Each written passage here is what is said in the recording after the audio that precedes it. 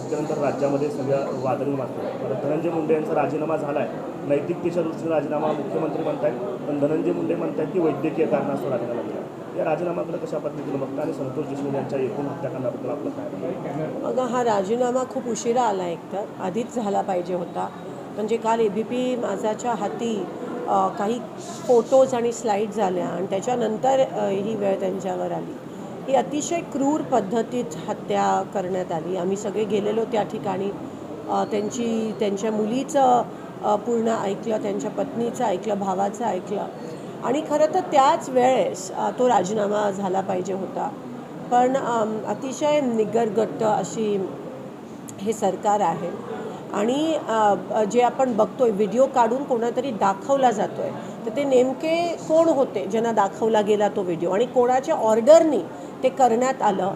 मला असं वाटतं राजीनामा जरी दिला असेल तर तो राजीनामा एक प्रकारचं नाटक आहे आणि ते आता म्हणतात की वैद्यकीय कारणामुळे, म्हणजे ॲक्सेप्ट पण करत नाही आहेत. म्हणजे तुम्ही बघा, इतकं हे हास्यास्पद असेल ही गोष्ट की ते म्हणतात वैद्यकीय कारणे.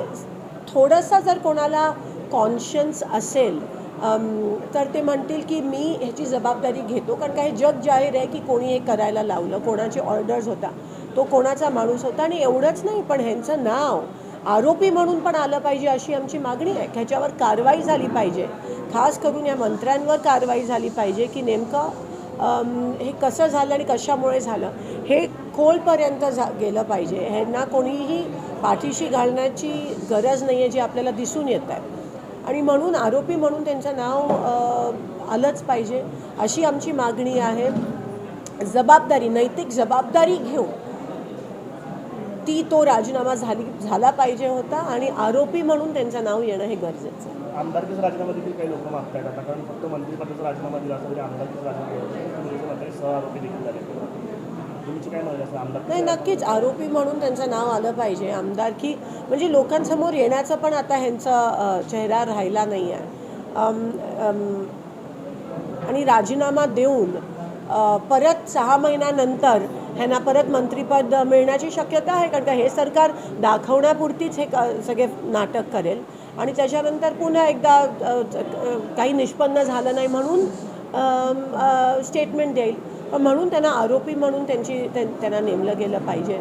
आणि स्वारगेटचा विषय असेल, हा विषय असेल, मस्साजोगचा विषय असेल, सगळीकडे आपल्याला हे होताना दिसत आहे. काय चाललं आहे महाराष्ट्रात, म्हणजे कायदा सुव्यवस्था राहिलाच नाही आहे.